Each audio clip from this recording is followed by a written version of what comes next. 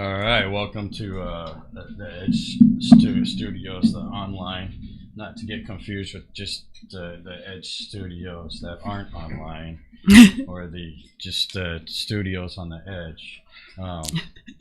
Yeah. So, Sienna. Oh yeah. Hey. If you're wondering why, it's hard to get gas in here. No.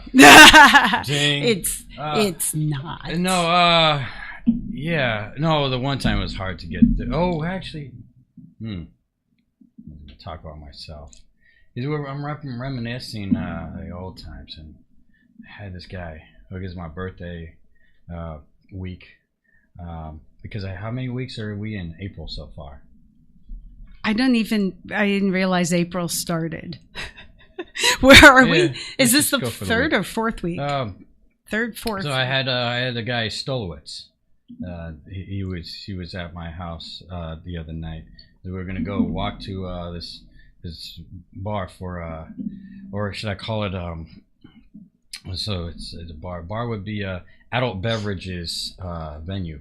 And we were talking about the show, and so some guests have a hard time because he actually said he came and we were reminiscing. He came over reminiscing.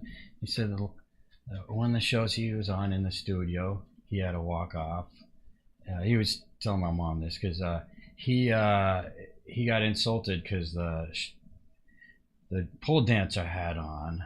He felt like she wasn't a real stripper, and I kept telling him, "Yeah, man, she's not a stripper." And pole dancing and stripping are two different things. It is, right? Yeah. Okay, hopefully he's tuning in because we got someone else who could back that up. Because she was just the pole dancer, not other curriculums. And but he felt offended by that. He was offended that a woman didn't take her clothes off for him. No, that she didn't feel. Yeah, because he did. I think he is used to. Well, no.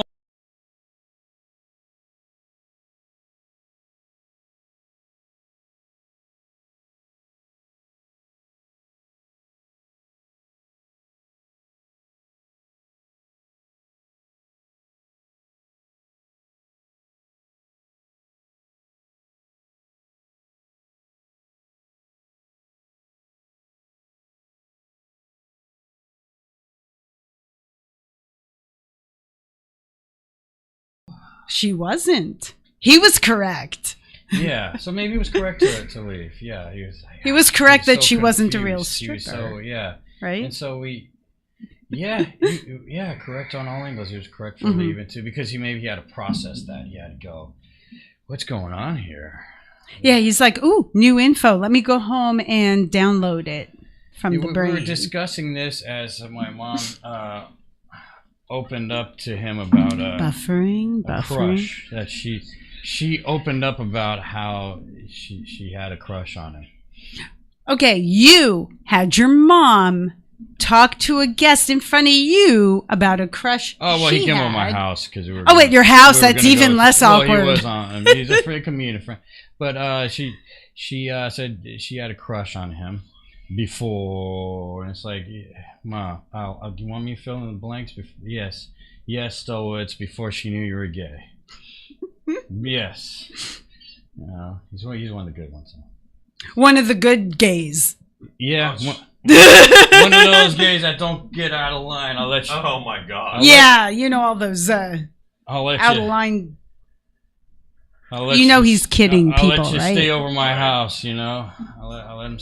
No, I'm not. Well, I'm not, because I want to give people. If there was a time for this episode ever to go to mute, this would be it. I'm assuming you mean facetiously. He's not one of those. Like it's a joke. Well, hey, no. I mean, I guess I can get what you're saying, because there are some of the. There's even straight people where I could say one of the good ones. One of the good. Of anyone, because there's good everything and bad everything. Yes. There's a lot of straight people that creep me out too. It's like, well, there's a lot of people. Like an assortment from an assortment from almost every category, unless we're talking about, I don't know what, demons. Maybe there aren't. He's one of the good demons. There might not be. I think one of those. I relate with my cat. Like there should be borders, but within like I think she would like a border, like to keep around the bad cats from her. Out. Yeah. But she has a border actually. She has her own patio. She has a catio. Yeah, it has a patio border. So, but actually, we have people hop that all the time too, though. People hop the catio. Yeah. Invading her space. So they do cross her border and cross her border, and that is the only kind of border crosser you want to stop. Yeah, well, if they're invading your build cat, a wall, or in this what case, is it with cat people, but not just loving the one you have? Because I feel like my mom is just a cat person, but not really loving the cat we have, because like everything is very it can be disturbing. Like she thought it was a good idea they're hopping the cat. She's like, oh, this is good. It's like, no, they're taking out her grass. This is not good. Why do you want this? It's cleaner for human consumption. I just want to use that word, but I think that means eating. I'm a little confused. She enjoys that people hop your catio? Yeah, well, it didn't have, like, yeah, it happened before she was enjoying it. And then once she realized it, she was like, oh, I love this. They're doing extra. But actually, I don't understand. Who are they doing extra for? Because the landscaper guys, the gardeners, they're like mowing the front yard and all that. But they're also mowing her. I'm kind of lost as to where they're like these people are coming from. Like who are we talking about? Well, I live in an apartment area. But who's jumping your the patio wall? Guys, why are they jumping over your catio wall? Trying to do a little extra. Trying to do a little extra. They're trying to mow the cat? Blowing out like leaves out of your patio, or what are they doing? They blow out her leaves she likes to play with. So they're jumping your wall to landscape your patio. Yes. Is that part of the? It's a short wall, probably. Is that part of like the property management for your apartment? They do like the public spaces and the patios. Public spaces. But I mean, they can do the patios. They can. We live on the first floor. They can, or they're just choosing to because you're awesome and they love you and they're giving you like freebies. Somehow they know me. Too. Somehow, I think maybe because you're friendly. That must be they're trying to get a cameo on your show. They're trying to get like picked up. Yeah, I'm up for it. That's what it is. Because I try not to be personal. Sometimes I'll walk out there in my boxers, but then I realize, because I think it might scare someone away. But then I'm like, oh, okay. You try not to walk out in your boxers. It's sending. At least you're not walking out fully, because dangling. That doesn't work because they still. Because you get certain people that still try people conversate, they still try to chit chat. The Jehovah's Witness still wants to come inside and talk. Well, now we know what they really wanted. Well, no inappropriate touch was involved. No inappropriate. Because the gardeners, they take it on themselves, think they're doing an extra good job, but they're taking away her grass. And I mean, it's kind of an invasion of privacy. I'm pretty certain they shouldn't be doing that. I mean, there's no consent because when you see the expression on someone's face as they're like looking paranoid and running away. If a landscaper jumped your catio and when you saw them they looked paranoid and ran away, they're not your landscaper. Well, that's the cat. I think it was someone else. The cat's the one running away. I would, like if they came over and got rid of cobwebs, that'd be cool. Because it's, I just recently started getting rid of all the cobwebs in her house and in the area. But instead, taking away her grass, she likes to eat and all that, although she barfs afterwards. Didn't help. She loves the grass, though. Hey, if she loves something and it still makes her barf, hey, that's what heroin's all about. That's what you do. I think that would be. That's what too. Being an alcoholic is all. If it makes her barf, can you give her hair of the dog? Can she have some in the morning and stave it off? About whiskey now? Is it hair of the dog? Isn't hair of the dog when you just drink more so you don't puke up last night's hangover? I guess it help. I guess I get it because I give her treats, and then she really likes it. So I'm like, hey, it's only been a minute. I'll give you another one. There you go. Meaning like a whole. Yeah, just keep giving her stuff till she's gonna puke, and then just give her more so she can't puke because she's too busy swallowing. In the grass, when it makes her puke, it means that she's getting rid of the toxins or something like that over inside. Yeah, that generally is the function of vomiting. Are smart. She might not have deliberately done it. She might not be I have toxins. I'm going to release them. You don't even need release the toxins. You don't even need your finger to make you bark. But also, though she does have an extra finger, extra digit. So which is called if she would, what's that called? Having the extra digit? Oh, polydactyl. No, she's a polydactyl bulimic. She could polydactyl. And what I was saying before that you guys couldn't hear because we were whispering. Yeah. She's I would like a polydactyl pterodactyl. Try saying that, would be crazy. 10 times fast. Yeah. Polydactyl, pterodactyl, polydactyl. It's an improv acting warm up. It's a vocal warm up. You know what? That'd be it's like red leather, yellow leather. Yes, polydactyl, pterodactyl. Okay. See, that would be good. Polydactyl. I think the reason I thought it was boring is because I thought we were trying to say a word that messes you up and says a different word as a joke, but actually, if it sounds like good as a chorus. Polydactyl, pterodactyl, polydactyl, pterodactyl. That could be. They need that in drag. Can someone do this? Yeah, can someone beatbox while we say polydactyl, pterodactyl? Have you seen Jurassic Park? I saw the one back in the day, and I don't remember that's the only anything one. from. That's the only one I'm thinking about. The one where the guy got eaten off the toilet. All I know is I was scared of dinosaurs after that. And that's what you should be. You should be. No one should be trying to release that. Like somebody's really doing that now. They found the actual something that they thought they could grow in a lab. It's a stupid idea. Have we not seen the movie? Who are some stupid people that you feel like? Who are some stupid people? They should die. Right.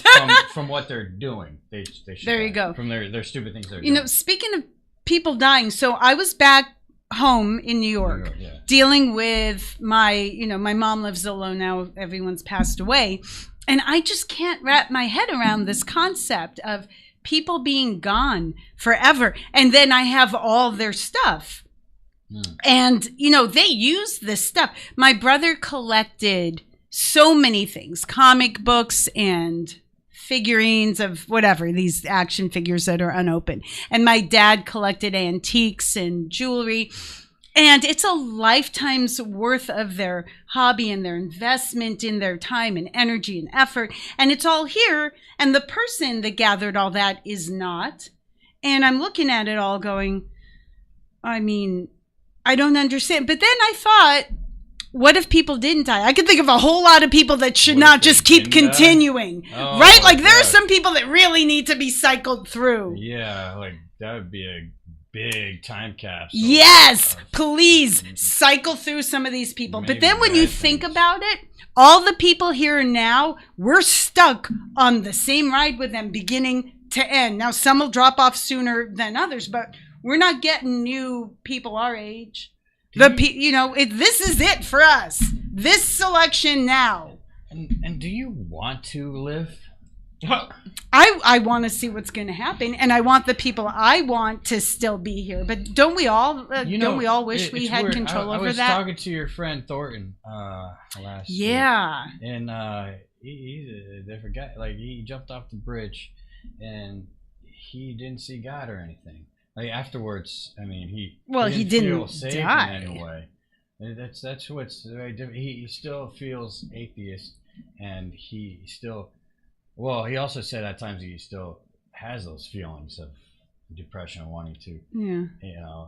He said he might still want it. That's why he seeks the therapy and all that. Good. But, yeah. But it was interesting to me because I would feel like there's so many times in life I felt saved from traumatic situations, and that's how I definitely saw there was a God out of it. And it's amazing how someone who go. Do you think maybe people like that just haven't had that final trauma? I don't know that. I don't know. You know, are you saying like people who have had an actual near-death experience? Said you don't understand atheists, right?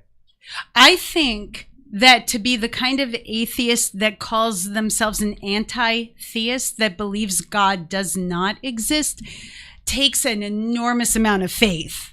You actually have faith and don't know it, because you cannot prove that something does not exist. It's unprovable. Okay. So you're taking it on faith, or you have an enormous amount of hubris. And I was talking to my mom about this morning. Actually, sometimes I just rant, and she's in the existence, and you know, it's good just to know she's in the existence. So she comes back in the room. And I'm like, oh, geez, that's not comfortable anymore. You just want to know she exists, but just not with you. Someone was like all the junk at the house. I like knowing I have junk at the house, and now we're starting to get rid of the junk.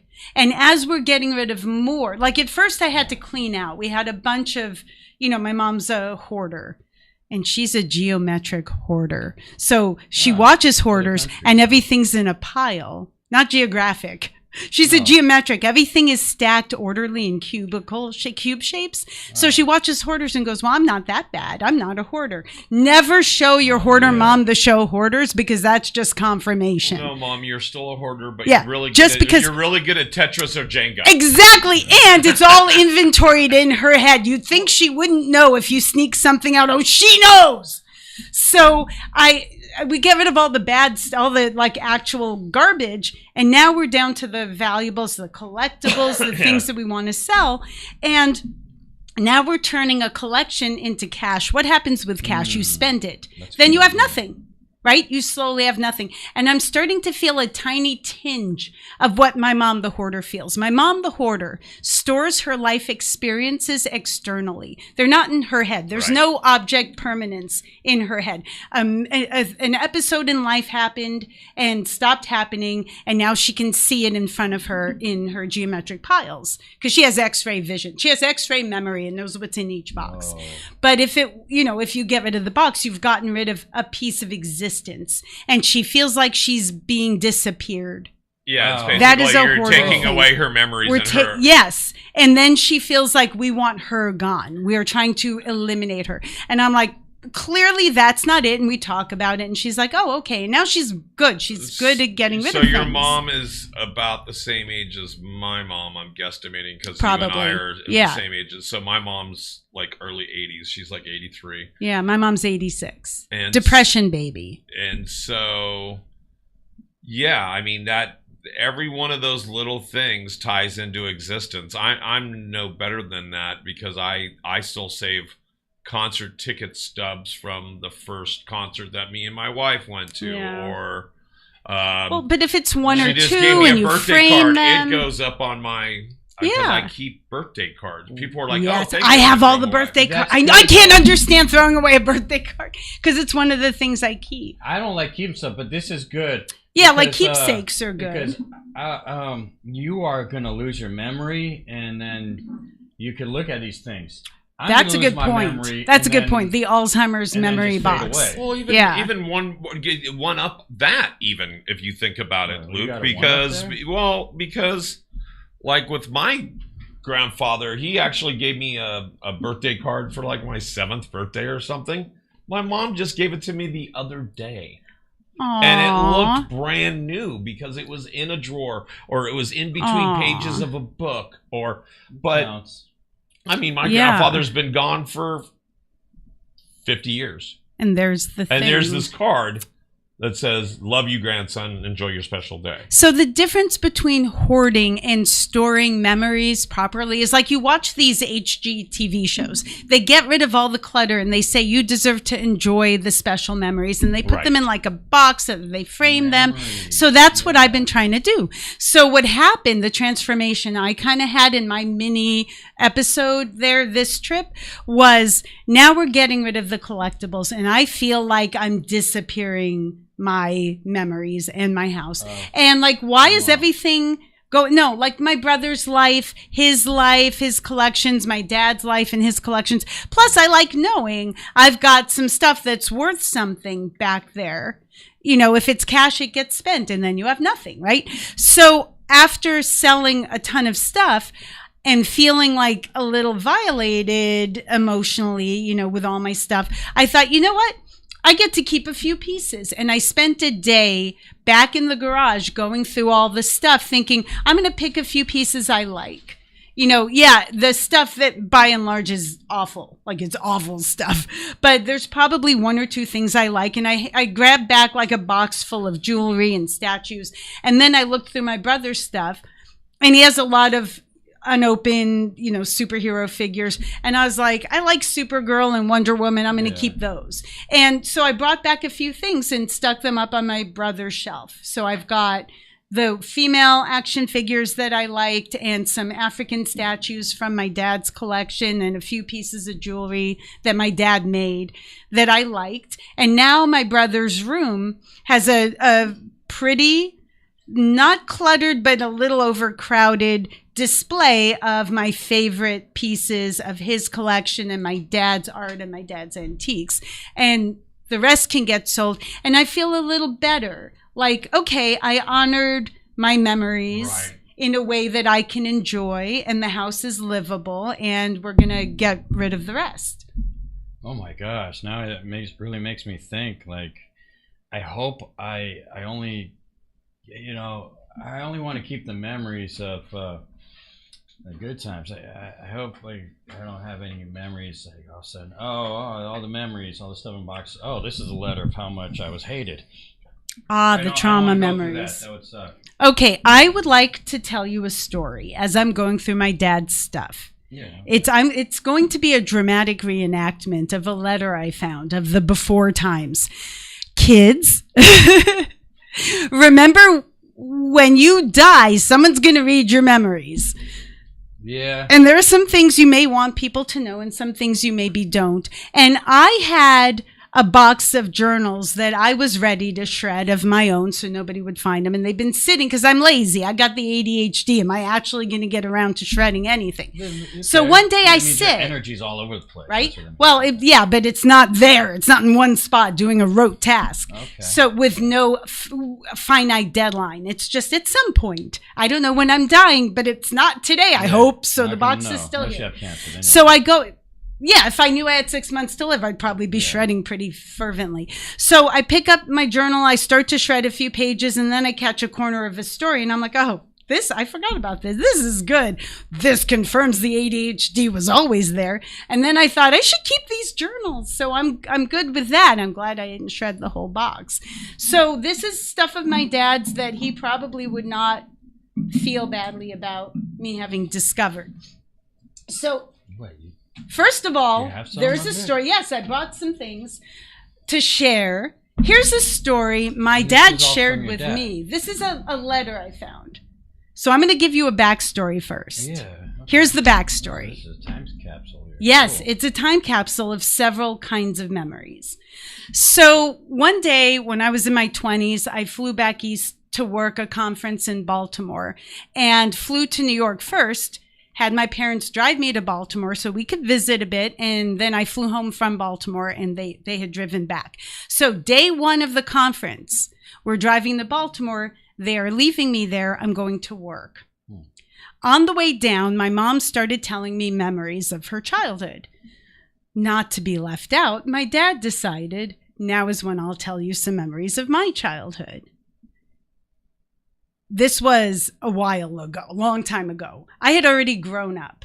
And my dad is sitting here we go to Sizzler. We're eating at Sizzler. My mom is doing what she always does, sitting reading a paperback, totally disengaged. She's just reading a book. And my dad starts telling me stories. My dad is from Iraq. He's from Baghdad. He is a Jew from Baghdad, left in 1939.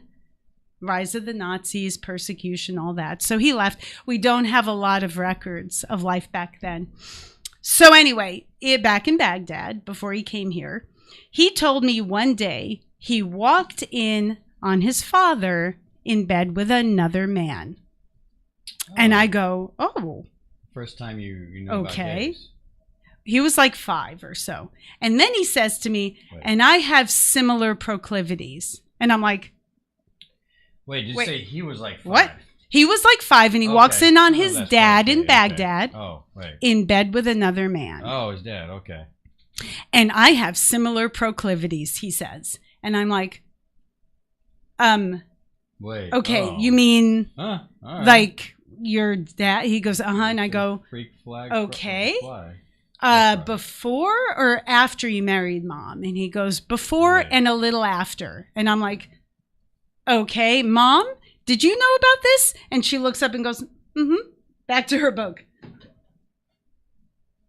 And then they go home, and I'm stuck in a conference on a campus in Baltimore trying to process this like my whole life was a lie. But it made a lot of sense. A lot of things made sense after that. Like the fact that my dad was a professional ice skater in the 40s and ballet dancer, and he didn't marry till he was 40. And he used to tell me he had a psychiatrist, and the psychiatrist would take him to bars to teach him how to pick up women. And I was always like, that doesn't sound like a kosher. Teach him how to be straight. Yeah, like how does that? So that was gay conversion therapy in the 50s. And my mom was introduced to him. They were matched by her cousin? Her friend was dating my dad's cousin. And they set them up, and they got married 3 months later because my mom was an old maid at 28, and my dad wanted to get married and have kids. So back then, the only way you could do that is to make yourself straight and then get married and have kids. And my mom had learned, because it was in the DSM then, that being gay was a psychological disorder that you could get treated. And he told her he was in treatment for it, and she said, okay, and they got married. Well, I guess if you can get treated for it, then you maybe were straight. It did not work. It did not work. Oh, okay. Yeah, no, they did not touch each other the entire marriage. It was not a great life. Oh. It wasn't great. No, this is but you know what? I'm here now. They did the world a service. Wait, you came out of if they had, I wouldn't, you guys wouldn't have all this comedy if it weren't for that very unfortunate attempted gay conversion that failed. That is weird. I've known gays that have had kids while being like in a relationship with a woman. So, well, it's the other way around. Like usually it's your parents come out and then get divorced. He went in to get married. So here's what I found. Yeah, okay. Yeah. So remember, he was a man that came to this country at age 13. Taught himself how to ice skate on puddles in New York City that had frozen, and got work skating with Sonia Henny's Ice Follies, and injured his ankle, so he taught himself ballet and ended up with I think it was the New York Ballet Company. That's some flexibility. Yeah, this man was talented, and it explains a lot. Like he lived a gay life. So, and then he went in the closet. So I found this letter. He had never been in a closet, but he entered one at age 40. So I found a letter speaking about his life prior to getting married.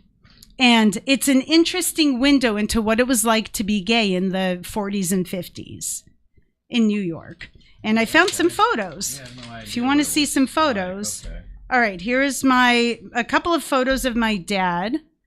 I don't know if anyone could see. How do I? Hold it up. Is there a way to? It's like right there. Okay. Now they see it. Yes. That's I don't know how closely they can. And I can also here. Let me. What I'll do is I'll also do it. I'm sorry. Yeah, he's got. No, we did see it though. Yeah, well, you did. Hold on. Well, someone could. Wherever it last there. Yeah, hold on. That's. I gotcha. I know. See, I'm actually using the camera. Yep. Or you can hold them up. Yeah. Well, All right. Well, whatever.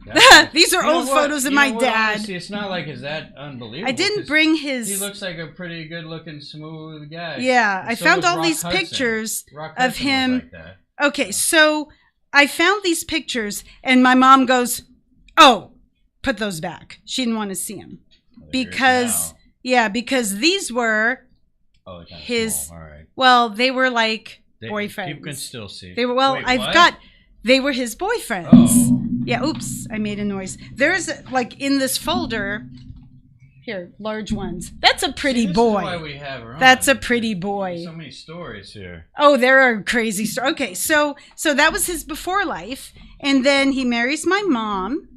And isn't that beautiful? You can't see anything, right? So she was pretty hot. That's how, like...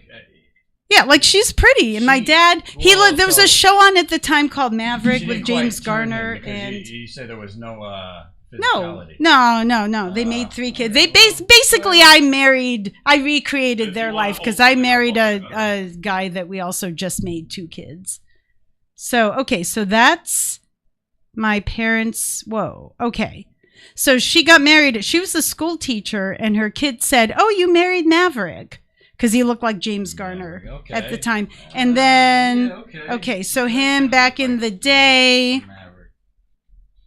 That's a 40s photo of him on a beach. And he had like he was an actor and a skater, and he had these headshots. Black and white, I think. People do. It hides a lot. And then, here are wrinkles, right? Here are some of the, gay men from the 40s. These are the boyfriends. I guess so. And they were so he has Navy and all that. It looks like that, yeah. So I found this letter. It was written in 1996. Context clues. That's why this letter got sent. So context you're closing up on my nose. Please don't show that. Okay. Well, now it's really visible. So context clues tell me that my dad had tried to reconnect with somebody from the before times, and the somebody wrote back. This somebody had lived a full gay life and is catching my dad up on everything since whenever they had last spoken, I guess the early 50s. What's a full gay life? You'll hear the story. Oh, yeah, okay. Okay, so this is a man. So for context, Provincetown, Massachusetts is like Guerneville. It's like the gay resort area there. Yeah, so he lives in Provincetown, this guy. He had retired from being a professor of French literature at SUNY Albany. And if you want to hear a time capsule of what life was like being gay in the 40s and 50s in New York, you have a retired French lit professor write the letter. I know, yeah, I know. I'm cool with gays. I know Stolowitz. I'm cool with gays. Okay, so here's the letter. Stolowitz. Okay, that's, I have a black friend. Okay, so here it goes. My dear Joe, sorry I took so long to get back to you, but Provincetown in the summer is a madhouse, which makes certain demands on permanent residents like me, such as shoving your way down the main street, being as nice as possible to tourists, participating in the various yearly commemorative events like the blessing of the fleet, the landing of the pilgrims, the annual dinners and parties of the National Lesbian and Gay Task Force, GLAD, Gay and Lesbian Advocates and Defenders, in parentheses, the Association of Dyke and Fag Attorneys. Wait, they could use the word fag? In 96, apparently.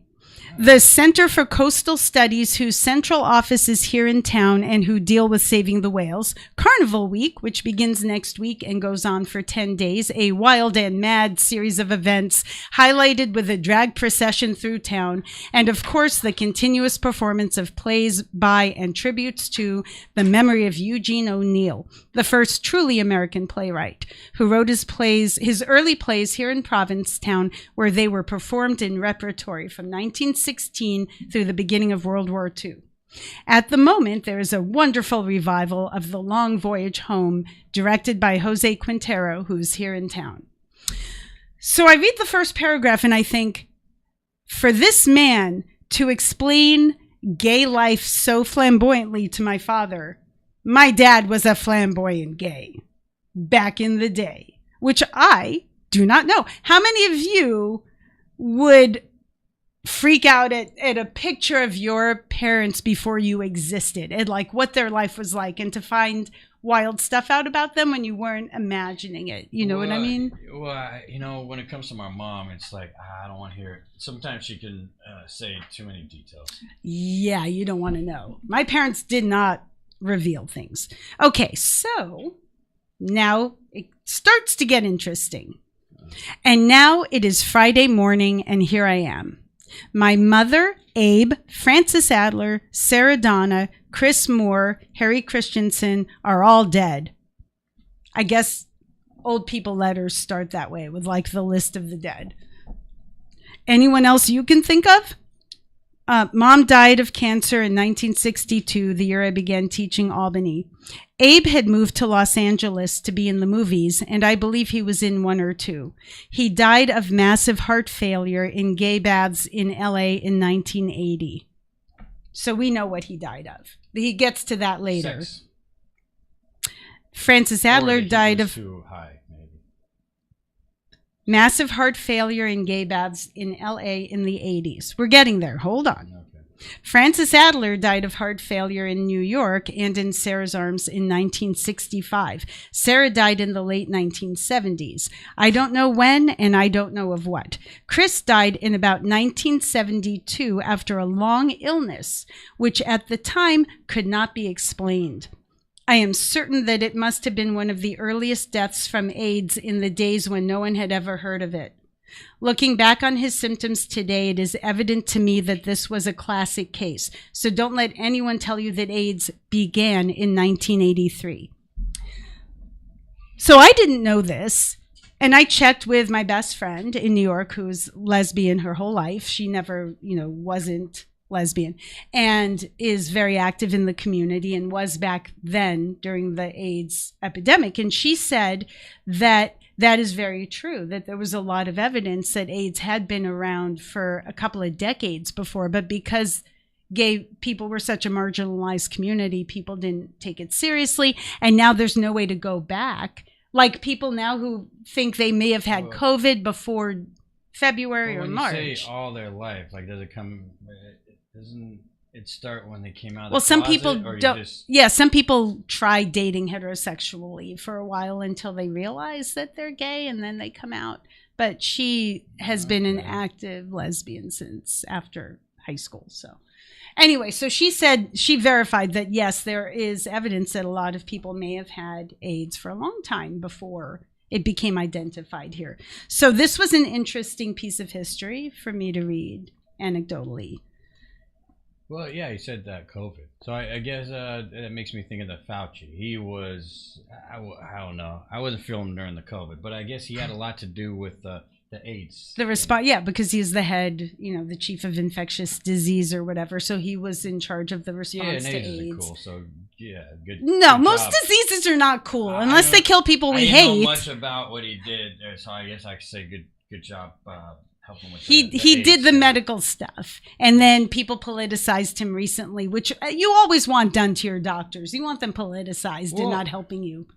Well, hey, the guy can't throw a fastball, so they had him pitch at some game, and then that's when people were like, "Boo, come on!" That's what did it. That was the issue. He acts like the cure of the COVID. But he can't even throw a pitch at a and that's what Loser. If I'm interviewing doctors for brain surgery, I want to watch him pitch. That's the first criteria. Because I want to be like, can you cure my pitching arm? And obviously you can't even cure your own. No, you can't. You can't even cure your own. So loser. Okay, right? So here's where the letter really picks up steam. Oh yeah, okay. Do you remember when Chris and you and I were virtually kidnapped in Greenwich Village?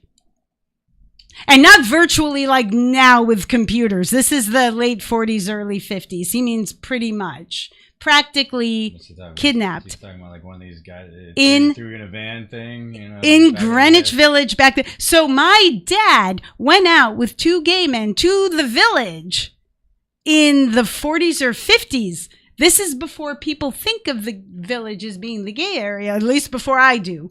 So I'm learning things about my dad and gay history. Okay, so do you remember when we were virtually kidnapped in Greenwich Village? We were in Mary's Bar in West 3rd Street. So there was a gay bar then called Mary's Bar on West 3rd Street. And word had spread that D, in quotes, who my friend Mickey presumes was a drag queen or of some sort. So D means drag, not the D. No, D, a woman, but a she at a gay bar is probably a guy dressed as a woman. Okay, was giving a party, and she had invited everyone within hearing distance. These 3 gorgeous guys came up to us and offered to drive us to D's party, which was supposed to take... So first of all, I'm reading a story about my dad before he got married at a gay bar in the Greenwich Village in the late 40s, early 50s, when 3 gorgeous guys come and approach them. I did not picture my dad living this life, so this is fascinating. Story, It gets better. Okay, so these 3 gorgeous guys came up to us and offered to drive us to Dee's party, which was supposed to take place at the Hotel Empire on Lincoln Square before Lincoln Center was built. That's how I know this was prior to 1952. According to my friend, that's when Lincoln Center was built. I didn't look it up, but she knows her history. Of course, we accepted, and the 3 of us got into a car with you and me in back with 2 hunks on either side and Chris in front with the driver. I have a visual of my dad with his friend, the writer of this letter, surrounded by 2 hunks they picked up at a gay bar in the Village before 1952, driving to a party. This guy probably, he did, okay, so... When we passed the Hotel Empire, I began to get worried. Even more so when we crossed the George Washington Bridge. Uh-oh. Eventually, on a dark rural road, they tied our hands with our trouser belts, removed our wallets, and threw each of us out of the moving vehicle. This now sounds like a 1940 crime show. Yeah. My dad is in a car. Scared, though. This is like 50 years later. Adventure. This was, this is a letter written 50 years later.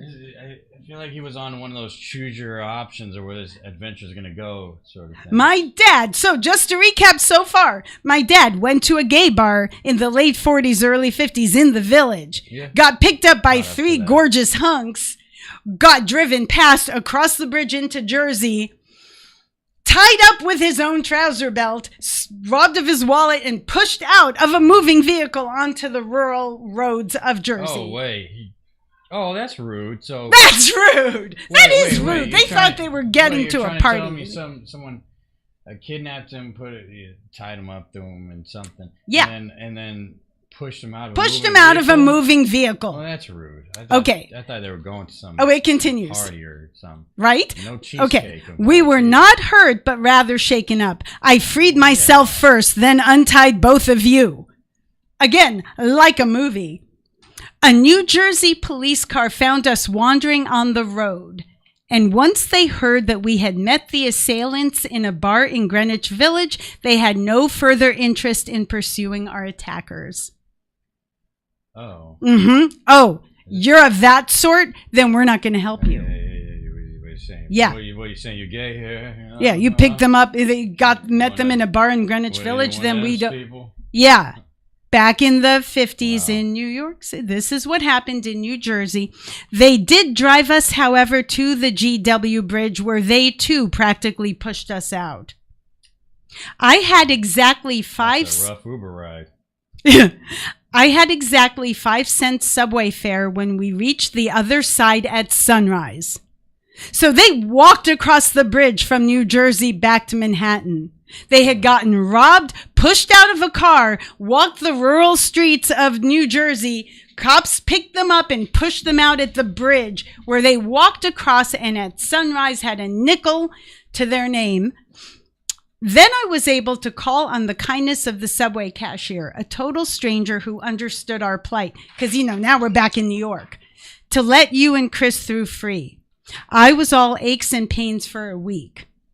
Then I remembered that in my wallet were tickets for a performance of Tosca by the New York City Opera at the City Center. Is this not even the next day? No, we're not even done.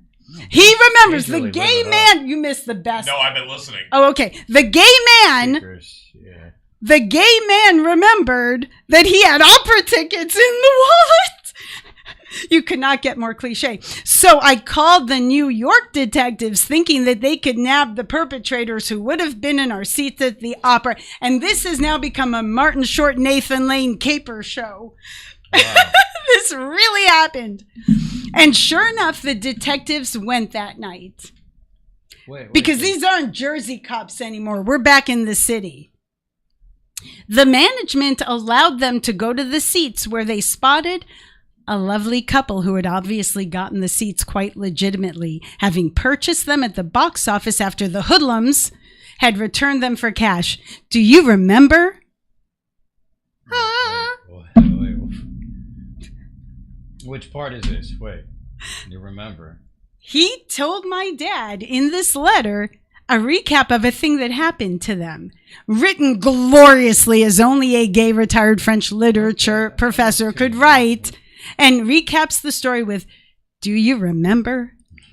Oh, jeez. Wow. That was a journey. That was fascinating to me. Yeah, I mean, that'd be hard not to remember. That would be hard not to remember. You really make me realize, I mean, being gay does sound exhausting. It was then. It takes a lot of... Well, it was back then for sure. As exhausting as it looks now, I'm sure back then it would be even more exhausting.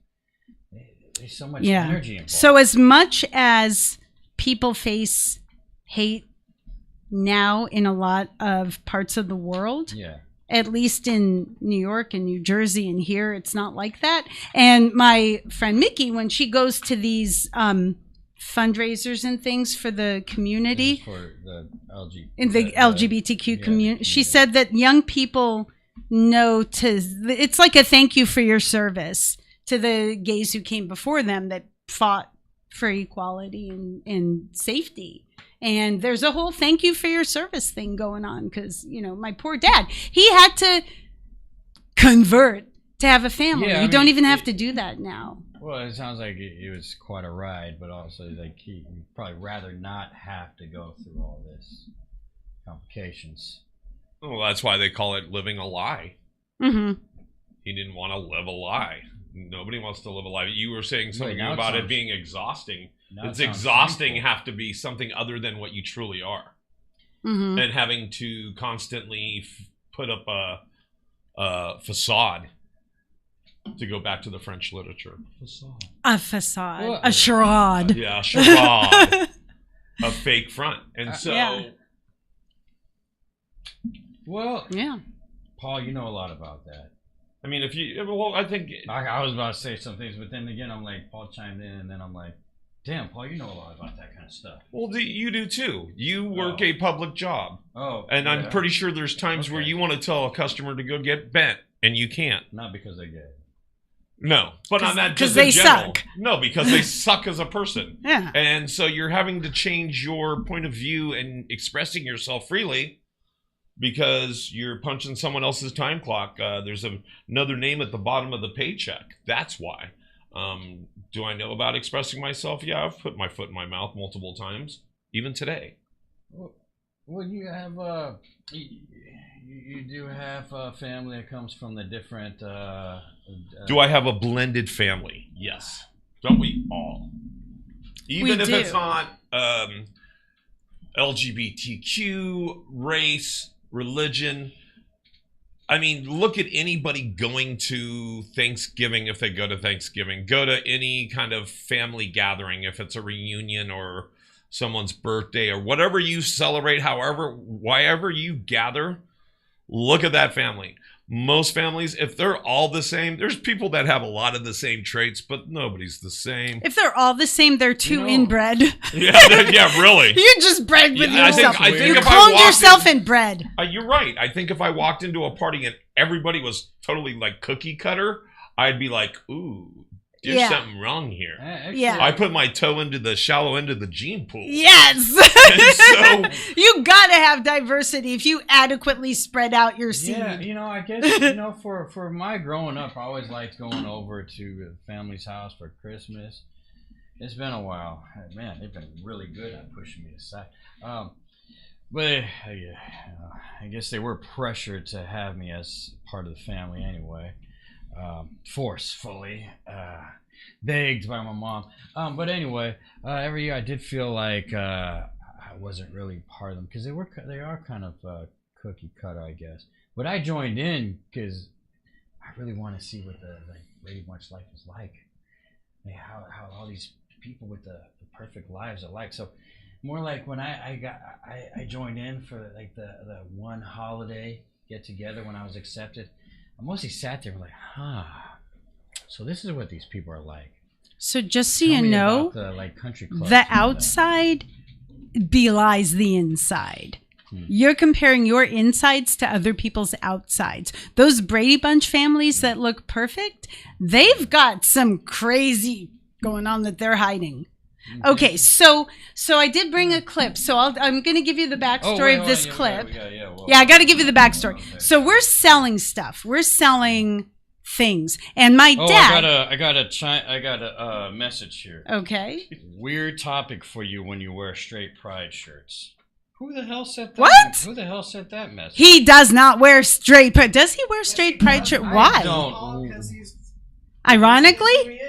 Wait, are you a straight pride guy or is it ironic? Oh, he does have a straight pride shirt. Entire month of June. I do not. You do too. Ironically, or are you an anti-gay person? I do. You can be. You can. Okay, well, we are correcting that, I do aren't not we? want to admit It's that all- for the next few seconds. It's all about education. No, I'm not hiding it. I just wanted to. You're not hiding it. I Are you really a I just didn't want to homophobe? admit it because I wanted to see her defend it while everyone's like, he does not. No, Let's just talk about it. no, I do. But you know what? I do not even like my other straighties out there because this shit. So you're an equal opportunity No, here's- bigot. I just when I shout and I vent when someone's in the other room. Because that's how you have to express your hate. I don't get I don't get along with a lot of other people that seem like the same circle as me. I'm like, no, I don't go in circles because I'm not gonna get along. Like the straighties, I am a straightie myself, but I don't quite vibe with the other straighties that want like a straight pride parade and all that.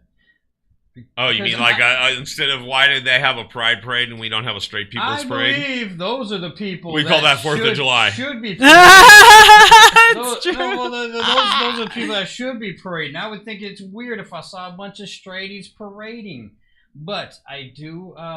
It's also called a KKK rally or Yeah. Charlottesville. What is wrong with you? Okay. But I do feel like we should be proud to be straight though and wear some. But why? Let's talk about that. Why? Wear straight pride shirts. How come? Because we should be proud to be ourselves too.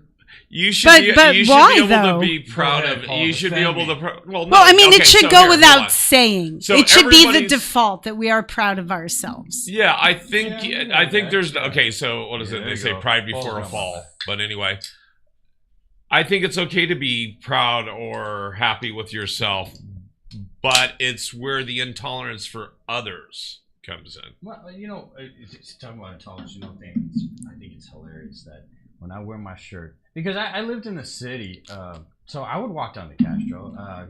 With a For a straight little bit, pride I lived shirt? in the city for With the for a straight little pride shirt on. bit. Yeah. For a little bit, I lived in the city, and I would walk around in Castro with it on because I'm just in the city. It's not. Yeah. It's Not not thinking that gay about to me. it. You're I'm just it's wearing just- it. It's Yeah. part of the city. And that's how I treat everyone equally because I know this is a gay, but You just hate them It's equally. it's still just the city. Okay. And everywhere I would go, so gays would come up to me they would actually say nice shirt, while straights would come up to me and say, "You asshole."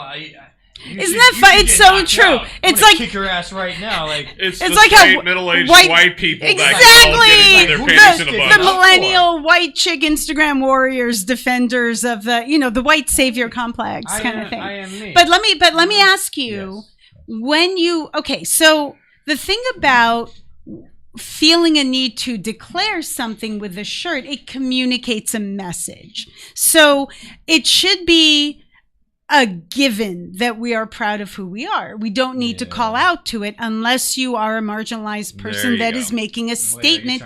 Although, well, no, it's a statement. Wearing the shirt communicates a statement. So when you it's wear like the Black Lives thing. They didn't want to hear white lives matter, blue lives matter. But it's Black Lives Matter too. I have a shirt that says guinea pig lives matter. Okay, so the question I have for you, when you wear a straight pride shirt, what is the message that you're intending to convey when you wear it? The thing is, one sentence. What is the message you want to convey? So I just thought to myself, we should be proud to be straight. But not so like we don't have to be completely out there without praise and all. But we should be proud to be straight too. But what underlied that decision that you felt that should be a statement to make? There was a time where it was just becoming too trendy to be, So you were trying to be nonconformist, gay, but then I feel like there's so many pluses out there. So you felt like it was too trendy to wear a like gay pride ally kind of shirt, and you were trying to just go against the grain. I guess that's it. In other words, were you trolling? But no. Right. Were you trolling? Were you looking for reactions? Was like that shirt going, hey, I'm going to get some real nods today? I also don't quite think, but actually I do put it on mostly in June. When that's the for what purpose? Is it like like Johnny Knoxville in Jackass? So you're trying to troll and stir up shit? I feel like it, But why do you feel like it? He wants to express himself. What makes you feel like it? Like dig deep here. Let's dig deep. The gays want to say how they are. I'm like, this is how. Is it like you feel left out? Like you feel a little left out of the attention, and you want some attention? Not enough of just the regular straight people. Not enough attention on straight people. Well, so here you go. But we don't need to be flamboyantly out there. I mean, you're the default. I feel like if the straight people were to do that, I would wonder, dude, are you in the closet, man, bro? Calm down. But I mean, if you're just put on a shirt and all that, just mediocre stuff. Lets it be known that You know what I think speaks volumes? Myself, Do you know what I think speaks volumes? Is when you say you've worn that shirt in the Castro and it's the straight, middle-aged, uptight white people that are calling you out on it, but the gay people, the straight up gay people are the ones that are supporting you. Are they supporting though? I don't know that they're supporting. I don't know if they're supporting you, but what they're doing is they're telling you have the right to express yourself freely like we do. I don't know that they're saying hold on. And like you said, if somebody's wearing a shirt or they have a bumper sticker or they're on a stage telling you their position on something, it's because they might be marginalized. Well, don't worry. We're getting outnumbered really soon, and we'll be marginalized too. Yes, and so while that shirt might not be 100% politically correct today, it may be in the future.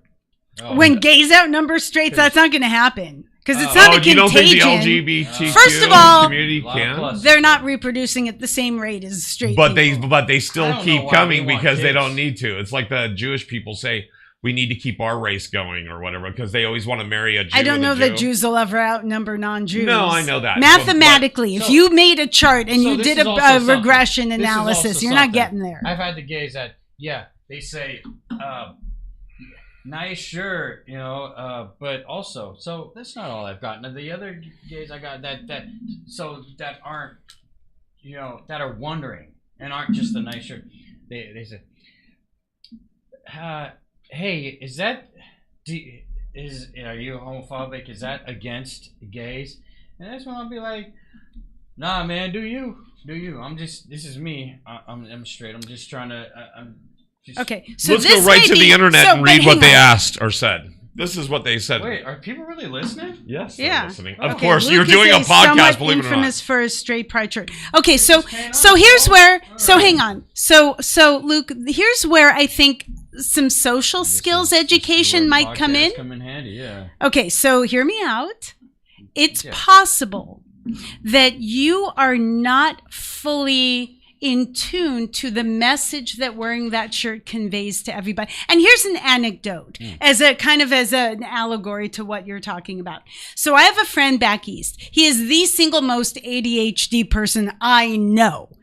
This is how ADHD is. I am very ADHD. I find out what I'm thinking the same time you do because I say it and then I hear it. And he says to me, I don't even find out then because I'm not listening. That's how ADHD he is. So we're at dinner and he says to the waiter, not the waiter, the busboy, a 20-year-old Latino busboy, he says to him, hey, you look like Vladimir Putin.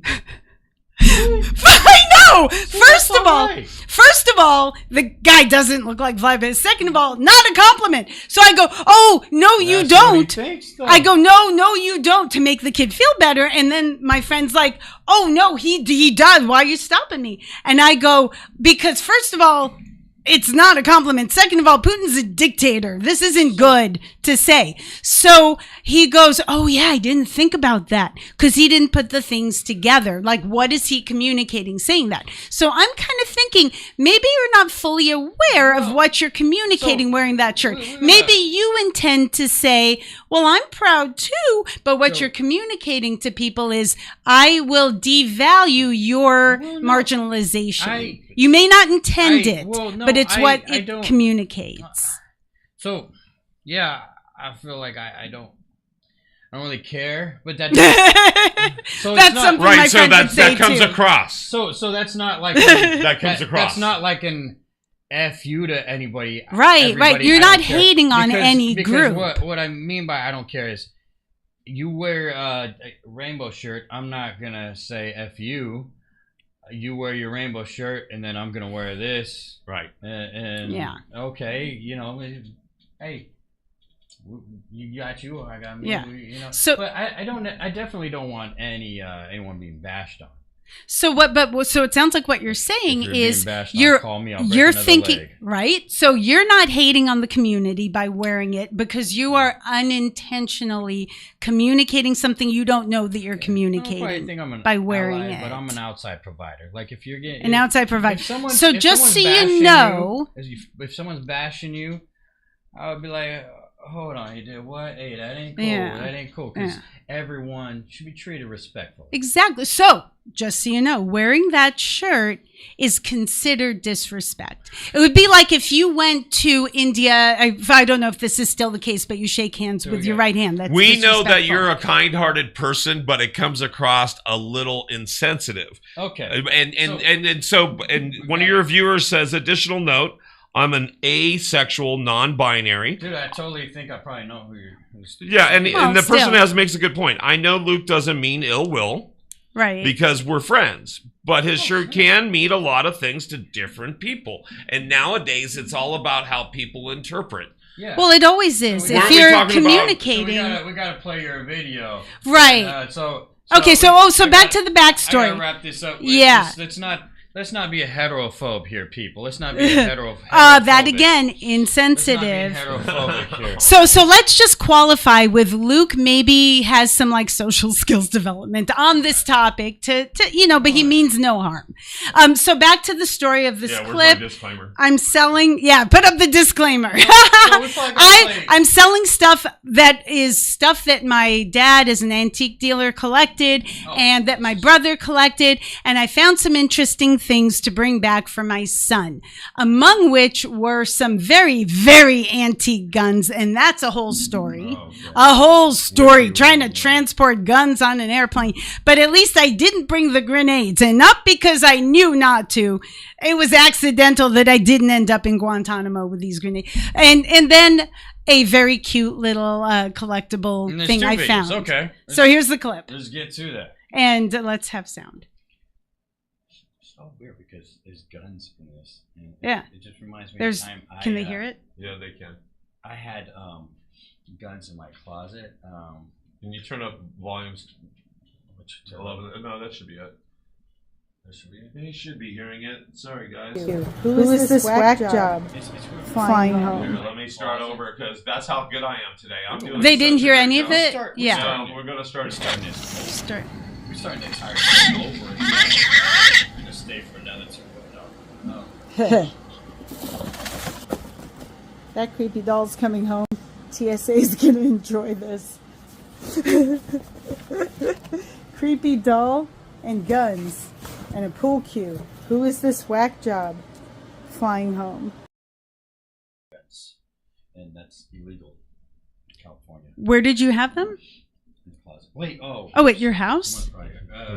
Wait, no, this is a podcast. Of course we're not telling the truth. Yeah, in the closet. Something was in the closet. So yeah, I brought that home. The Pee Wee Herman's for me. My son got the antique. Oh, is that all your clips? The antique. That was all we didn't played. Get a chance to put in the other one. Okay. Yeah, no. There we filled the time. We filled the time. I'll just like put whatever you wanted on there, just even if you're not here. Yeah. So in New York, it was in New York. Yes. And where did Pee Wee diddle himself? That was in Hollywood, Hollywood. That was not cool. Boulevard in that theater. No, that was not. That was considered uncool. Of public him exposure of him to publicly expose himself in a theater. So do you think that way? See, this is why. Do I think which way? This is why. Do I get offended at a thing flopping out in public? Yeah. This is why. Nobody wants to see that. I say what I want, but I got love for anybody. And when I say anybody, I always gotta say anybody but people that are harming to other people. And like he was just harming his own penis. No, because people had to see that. No one wants to see that. In theater, right? Still. If I go, let's say that it's back in the day when you have to consume your porn that way because nobody had phones. And you're out there, do you want to see it in person or just on the screen? I would, well, okay. What if you would ask, hey, is everybody okay if I beat off? Hey, everybody, I'm Pee Wee Herman. Can I give you a live porn show? Now people would pay him. He should have done that. What a waste. Is that a wasted opportunity. Would that still be consent? He probably would have needed a permit. Yeah. Okay, so promoting socials. How are the bathrooms out there? In New York? Yeah. Everything is so freaking clean since COVID. It is clean. Wow. New York is awesome. I brought Tommy out there last time. He was 32, from here all his life. And he described Tommy, New York. Like what's his Facebook name? Tom Thomas. See, he's one of the guys I was warning like should be on here. He should be on here. All these names, but he should be, yeah. Mark Zuckerberg promotes him to me all the time. I know. No, he went to chase the eclipse, thank goodness, because the sky's parted for him. Anyway, he described New York as a clean San Francisco. That's how clean it is now. So I created a public Instagram because no one can find my Instagram. I have it on lockdown. And I don't do anything with it, but it is Sienna the Comic. All together, Sienna, like the Toyota or the Crayola, burnt or raw, depending on my mood. Sienna the Comic, all together on Instagram. And there's nothing on there, but you can DM me if you love all this and want me on something. I like having you on. I mean, I don't even need anyone else. You don't. I can feel I could. And I didn't even get to the stories. I told 3 of them yesterday, and it took so many minutes. You didn't get to it, but everything you already said was great. and so, everyone, I'm almost done with my birthday freebies. I understand everyone's getting a little hostile out there. It's almost done. This is how it is every April. I had some people yelling at me, unless maybe it's just Baskin Robbins customers. This guy was yelling at me. Like I was trying to get my freebie. As I got my scoop and I opened the doors to leave, and this guy started yelling at me to get a new husband. And I'm like, what's wrong with the one I got? And then I realized, why did I just say that? Crap. I'm not married, and I don't know guys. And then he said, because you need a new one. And then he started calling me the fag word. I'm like, dude, what is this? This guy's trying he's probably crazy. He's trying to tell me like, I don't know. I feel like he was saying I'm not gay enough, but then I'm not gay. So I don't think we need to put weight to psychotic people's words. They tend not to mean anything. But that's the first Baskin Robbins. Then I went to another one, and I was I got my ice cream in my car. Like, yeah, buddy. Hey, everybody. This is. I don't know why I did that. It was like hey, this is my birthday freebie, everybody. And then I hear someone shouting in the background, F you, yeah, oh yeah, it's just start cussing like, and I'm like, yeah, what's going on over there? Oh no, he's cool. He's got family. But then like the family's coming my way, and I'm like, holy crap, what is going on here? And they're crying, and they're please, what? Don't. Are you with the media? Like what? Why? Because I saw you recording that guy over there. Like that, yeah, he seems cool. I thought y'all were with him. And here, let me Google this for you. See this right here? Maybe you'll be more passionate towards people with Tourette's now. Y'all seem cool. It's just I don't understand what's going on here. And then they were saying they thought I was taking a video of him freaking out. Oh no. See, I go to birthday freebie destinations and I take pictures of all the places.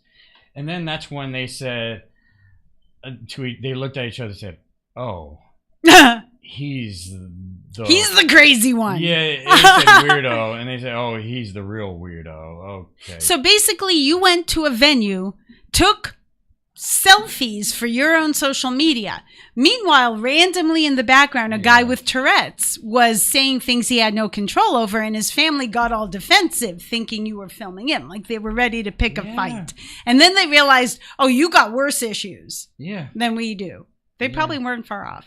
I don't know why they would think that just because you were getting your 150th free birthday treat. For my job, like, I don't know what people expect of me, because this guy came up to me, he looked all angry. He said, hey, there's my Snapple tastes horrible. I'm like, okay, it's a Snapple. You kind of got to use your own mind, your own fantasies to create the fruits. They're probably not real. He said, no, there was something in here. There was something horrible, something pulpy, and this is an orange juice. That shouldn't be in there. I'm just like, Snapple shouldn't have pulp. That shit's garbage. What do you want? You want to take another one? You want a refund? That's going to be someone else. And he just kept going. He like, I want you to know that. And I'm like, you want me to Google a lawyer? What is this? I don't know. Californians just can't ask directly for what they want. What he wanted. He couldn't get any, I guess, legal advice out of me. So, so I'll just take another one. Like, yeah, man, at your own risk. Who's to say it's any better if it's the same batch? You may want to read the labels. Look for a different batch number. One, but that's what? That's not against Snapple. That was a long time. That was a long time. Snapple? Yeah, that's funny because I offered you. Because you know someone. There's the Snapple. Okay, and remember, no one sponsors this show, so you know Snapple. If you want him to retract the fish head in your bottle, you may want to give him some money. So, are we done? We're done. Are we off? We've been doing a podcast. Next week. Yeah, we've been doing a podcast. I got my birthday month shirt. Oh wait, now I just. She's got a beautiful outfit too. Still going. I got my birthday shirt on, and I know from my birthday photos, it just says all men are created equal. They probably don't see that it says something about when they're born in April. But the best are born in April. Yeah, they're all equal. All people but probably see they're better in April. And your birthday's in April too. Yeah. Same day? April 20th? No. But still, 16th. April. You know what? I gave Paul some carrot cake that was made by a great lesbian. So I'm trying to be an ally. There you go, cake. I had a great slice of cake from someone who baked it. Yum. Oh, yeah. He's an ally. He just doesn't know how to communicate it, which makes sense. We're all neurodivergent. Wants to be an obvious ally is what he's trying to do. We're all neurodivergent. We're all on a learning curve. So yeah, next week I think there's going to be like. It's kind of where you want to be, right? Is in a box. Yeah, well, in a cake box. With my cat, man. In a cake box. In a litter box. He wants to be in a litter box. No, she doesn't use litter box. She's a smart cat. That's right. She just exudes love. She's very ladylike. Like she digs. She doesn't like you watching her dig either. She will dig and she'll look around and she'll get all serious. We gotta go. We got your plugs though, right? Yeah, we got my plugs, but also we're all gonna head over to Tony Sparks' new open mic that starts today, right? Do you want to? Yes. And that like he's starting something called The Wash at a place. Yes, at a place. A place that I can't remember what it's called. It's on Jones Street in San Francisco. Jones, the Hideaway. Check it out. The Hideaway, the laundry. I got Sienna's laundromat name above my head. There you go. Tony probably doesn't remember, but I bombed a few times at his the brainwash. How would he remember when all open micers bomb? Yeah, I know. You're the guy that bombed at the open mic. Oh yeah, now I know who that is. Dang, you got it. Yeah, That's all of us. He's always good at making the audience feel like you didn't, though. Okay. Fine. We're getting waved off. You're getting played off like the We're enemies. getting played off. You know, Tony Sparks really makes the audience feel like you didn't bomb, though. He's a sweetheart. Because he has them all applauding. You know what's great? He actually... I don't know. Did you experience this on when you've been to Tony's shows? How it doesn't seem like it's all comics. No, it's not all comics. I mean, because... he's had storytellers. Yes, he's had audience members. Where it's not like the open mic, or it's not like the showcase. It'd be still the, open mics, and it's still not mostly comics in the audience. You gonna say bye to your cat while we're waving bye to your cat? You already called us up. No, you would have known. This guy's so Oh, that's the Pee Wee Herman. That's Pee Wee Herman. Oh my gosh. We can do this. This is funny. Oh my Oh. god. Oh, we don't even have it. We don't even hold on here. Hold on. I mean, wait, hold on. We gotta have it. we can. Do Oh, that. there Okay, she all right. is. Yeah. Yay! It was just out of order. I mean, I kind of. I think maybe you should end on Pee Wee Herman from now on. No. I mean, I was cool with it. I would have been cool with it this time. But putting her From in there makes now it on. like extended, because technically we still did throw that in there a second time. Yeah. Yeah. And we did get even the closing. And you got some engagement. That makes it how that's how Tony is. And every other open. Well, no, I mean he's not an open mic host. That's not what you would title him. He does do that